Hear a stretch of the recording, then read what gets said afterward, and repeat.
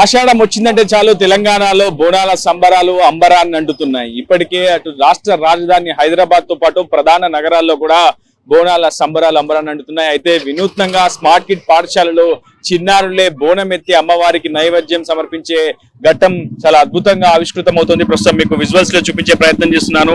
Smart kids పాఠశాలలో ప్రతి ఏటా కూడా సాంస్కృతికత ఉట్టిపడేలా పూర్తిగా బోనాల సంబరాలు నిర్వహిస్తుంటారు. ప్రస్తుతం ఆ విజువల్స్ మీరు చూస్తున్నారు. చిన్నారులు అలారు ముద్దుగా పచ్చి కుండలను నెత్తిన పెట్టుకొని అటు పోతురాజుల నృత్యాలు కావచ్చు, ఆ చిన్నారులు పట్టు చీరలు ధరించి అటు పూలమాలలు నిమ్మకాయల దండలు ధరించి అటు వేపాకులతో పూర్తిగా అలంకరించుకొని స్వయంగా అమ్మవారే నడిచి వస్తున్నటువంటి చందంగా స్మార్ట్ కిడ్స్ పాఠశాలలోని చిన్నారులంతా కూడా అమ్మవారికి నైవేద్యం సమర్పించేందుకు ప్రస్తుతం బయలుదేరుతున్న ఘట్టం మీకు చూపించే ప్రయత్నం చేస్తున్నాను. ప్రస్తుతం ఆ పోతురాజుల నృత్యాలు ఆ దృశ్యాలు నిజంగా ఆకట్టుకుంటున్నాయని చెప్పుకోవాలి. అమ్మవారే అచ్చం ఆ చిన్నారి రూపంలో అలంకరించుకొని నడుచుకుంటూ వస్తున్నట్టుగా మనకి చాలా స్పష్టంగా ఆ అందం ఆ విఘ్నీకృతమైనటువంటి దృశ్యం కనిపిస్తుంది. చూడొచ్చు మనం ఎంత అల్లారు ముద్దుగా ఉన్న చిన్నారులు. ఆడపిల్లలు అంటేనే నిజంగా అమ్మవారితో మనం పోల్చొచ్చు. అంత అందంగా అంత కళ ఉట్టిపడేలా వాళ్ళందరూ కూడా దర్శనమిస్తుంటారు. సో ఈ రోజు ఆషాఢ బోనాలను పురస్కరించుకొని అటు ఖమ్మం నగరంలోని స్మార్ట్ కిడ్స్ పాఠశాలలో ప్రస్తుతం బోనాలు సమర్పించే ఒక ఘట్టానికి ఆ పాఠశాల యాజమాన్యం అయితే ఆలోచన చేసింది. సో అందులో భాగంగా ఈ రోజు ఆ టీచర్స్ కావచ్చు, స్టూడెంట్స్ అందరూ కూడా ప్రత్యేకంగా అమ్మవారి అలంకరణలో దర్శించుకొని తెల్లవారుజామునే పుణ్య స్నానాలు ఆచరించి పచ్చి కుండను అలంకరించుకొని వేపాకులతో నిమ్మకాయ దండలు ధరించి మెడలో పూర్తిగా అమ్మవారికి బోనం సమర్పించేందుకు ప్రస్తుతం పాఠశాల కూడా చేరుకున్నారు. ప్రస్తుతం మీకు విజువల్స్ లో కూడా చూపించే ప్రయత్నం చేస్తున్నాను. చాలా అద్భుతంగా పూర్తిగా గ్రామ దేవతల రూపాలు పూర్తిగా అద్దం పట్టేలా అటు ప్రకృతి విపత్తులు రాకూడదంటూ ఆ చిన్నారులు అమ్మవారికి నైవేద్యం సమర్పిస్తున్నారు. ప్రస్తుతం ఆ విజువల్స్ మీకు చూపించే ప్రయత్నం చేస్తున్నాను.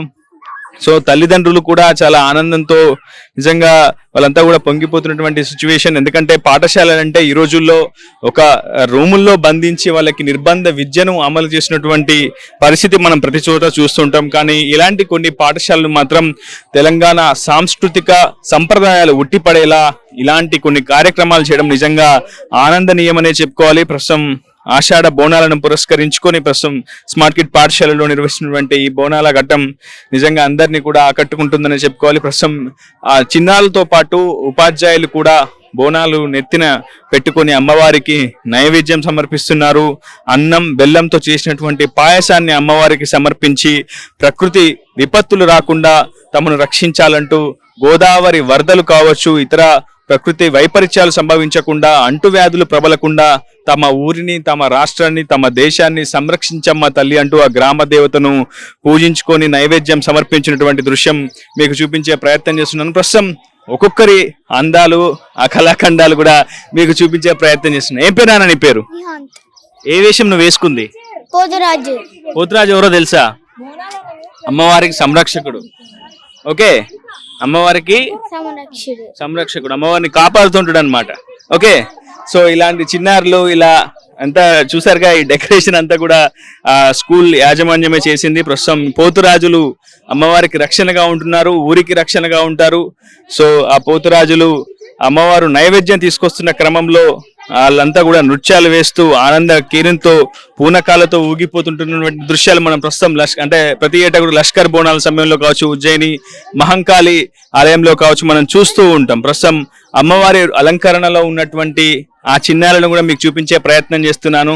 త్రిశూల దారినిగా ఆ అమ్మవారు నిజంగా దిగి వచ్చిందా అన్న చందంగా ప్రస్తుతం ఒక్కొక్క వాళ్ళ కళ్ళకు పెట్టుకున్న కాటకు కూడా అమ్మవారి ఆ నేత్రాలను మనం చూడొచ్చు చాలా స్పష్టంగా. కొంచెం మా కెమెరామెన్ జూమ్ చేసి చూపించే ప్రయత్నం చేస్తారు. నిజంగా ఆ చిన్నారులే గ్రామ దేవతలుగా దర్శనమిచ్చినటువంటి సిచ్యువేషన్ మనకి ఇక్కడ కనిపిస్తుంది. సో చాలా ఆడంబరంగా సాగింది ఈ ఆషాఢ మాసాల బోనం అంతా కూడా. అయితే స్మార్ట్ కిడ్స్ పాఠశాలలో జరిగినటువంటి ఈ ఘట్టం మాత్రం చాలా అందంగా ఆనంద కేరింతల మధ్య జరిగిందని చెప్పుకోవచ్చు.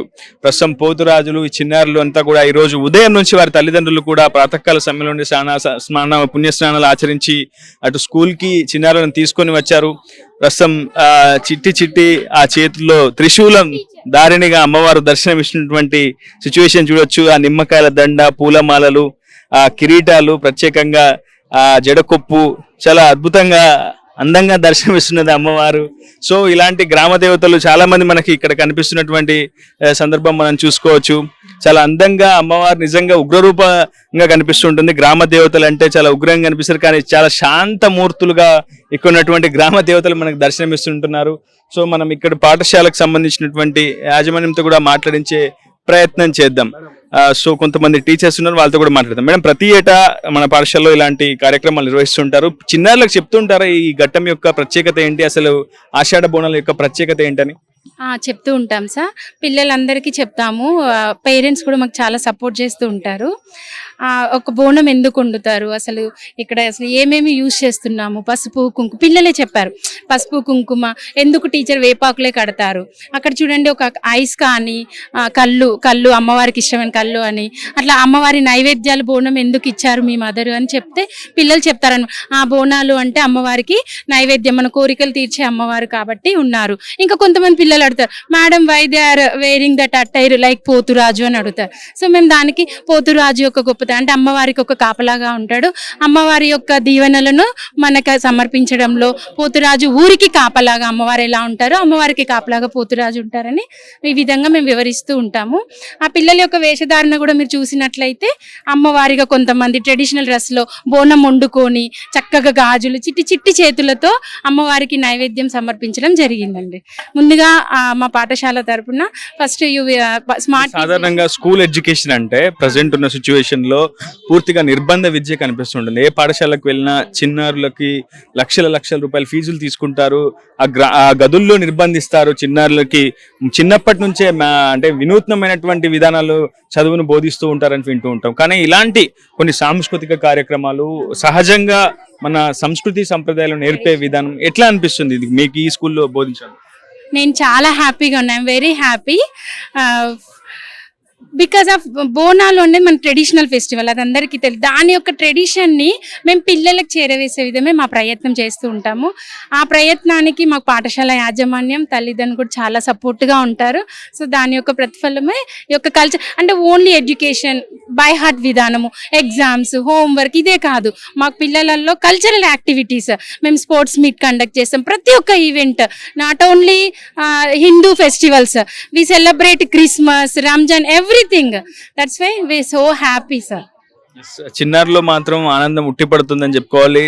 అటు పండ్లు, కూరగాయలు అమ్మవారికి నైవేద్యాన్ని సమర్పించడంతో ఈ ఘట్టం అంతా కూడా ముగుస్తుంది. అయితే చిన్నారులకు కేవలం ఈ బోనాలు నిర్వహించడమే కాదు, చిన్నారులకు ఆ బోనం యొక్క ప్రత్యేకత ఏంటి, తెలంగాణ సంస్కృతి సంప్రదాయాల్లో ఉన్నటువంటి విభిన్నతమైనటువంటి పూర్తి విషయాన్ని కూడా చిన్నారులకు తెలియజేసే ప్రయత్నం ఇక్కడ ఉన్నటువంటి సిబ్బంది అయితే చేస్తున్నారు. మరి కొంతమంది టీచర్స్ తో కూడా మాట్లాడే ప్రయత్నం చేద్దాం.